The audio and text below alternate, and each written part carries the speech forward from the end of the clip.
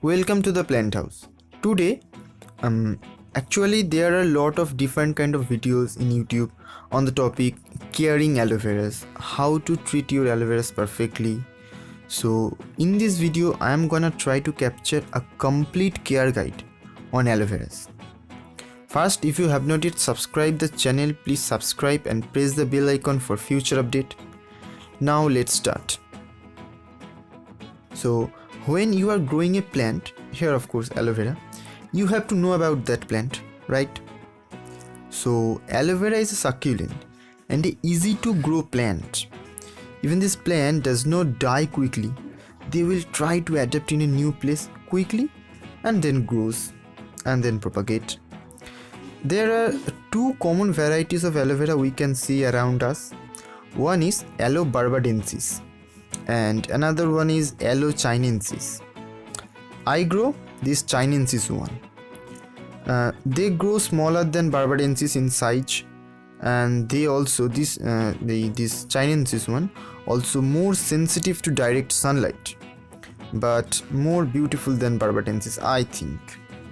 At the end, the matter is that these two varieties are nearly same, so caring would be more or less same for these two varieties. Now let's talk about soil. Growing medium. Aloe vera like well drained soil, and they don't like soggy or muddy like soils. So I always use well drained, quite sandy medium to grow my aloes. Look at them. These are the medium I used, and you can see they have grown healthy and generated offsets in this medium. So I use sand, dry wood and leaf dust plus homemade organic compost from kitchen waste of course to prepare the medium. Sometimes I just implant them in normal garden soil, sometimes sand, garden soil and leaf dust mix, and they do adopt, survive and grow and propagate in all of this medium. But I think the first one I mentioned was the best one. And so always try to keep the pot slightly wet, bit of wet, but not soggy or too much wet. Yep, sometimes we do implant in wrong way, and that's why the newly reported plant gets die. So let's see. Okay, first here I covered the sewage hole. Now growing medium. Never fill the pots completely. Always try to keep a minimum 2 to 3 centimeter gap. It would help at the time of watering, at the time of using compost. So that's why. This is wrong. Don't implant that much inside of that growing medium. In this case, plant may be rot and die. So always do it in a righteous way, like this. The last leaf should always stay above the culture medium. This variety, this chinensis variety, is light sensitive. So if you provide way too much sunlight, they will turn into brown. So I always keep them in a partial shaded place where they get 1 to 2 hours full sun, and they are doing really fine. So I have a lot of them, this aloe vera growing totally in partial shaded place. They get no direct sun. So my suggestion, don't expose your aloe to all day sun, but to keep them in a partial shaded place. They will do fine. Provide 2 or 3 or maximum 4 hours full sun, no more than that. But the barbadensis one, that will do fine in direct sun. But if you have this chinensis one, keep it in a shaded place.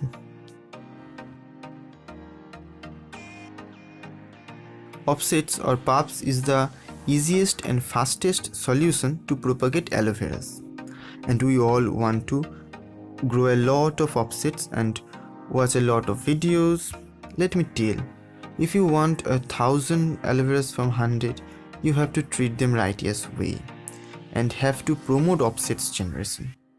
This depends on 3 things. Okay, favorable culture medium,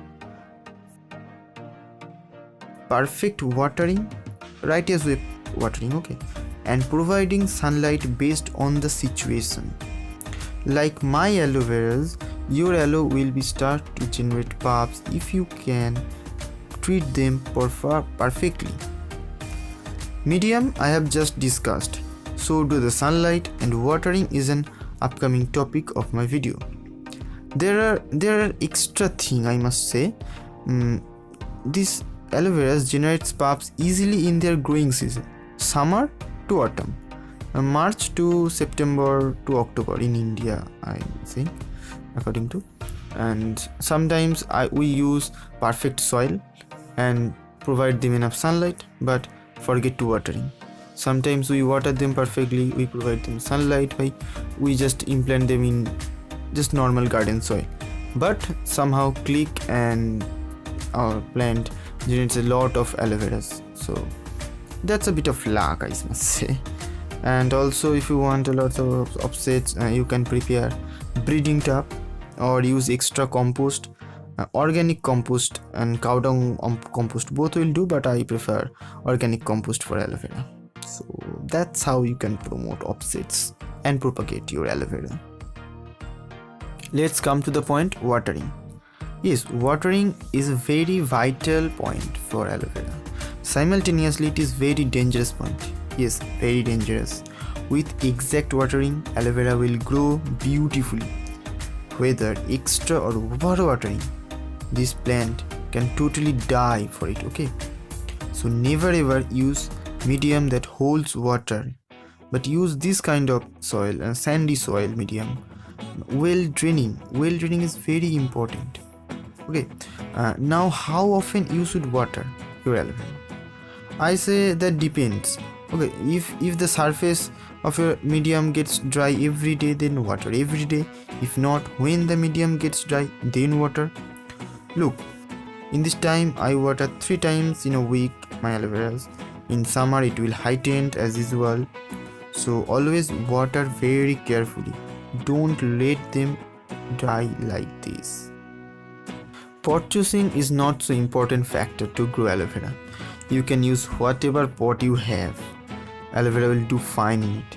From to those big tubs to small pots, cups, aloe can grow everywhere. But if you are propagating them, if you want offsets out of them, keep enough space around the plant where pups can generate and grow. If you keeping your aloe vera as ornamental purpose, then keep it in a small tubs or whatever you have, no problem. I think that's enough for today.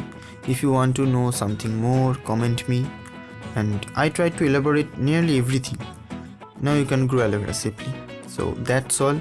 See you in the next video. Till then, keep watching and like and subscribe the plant house.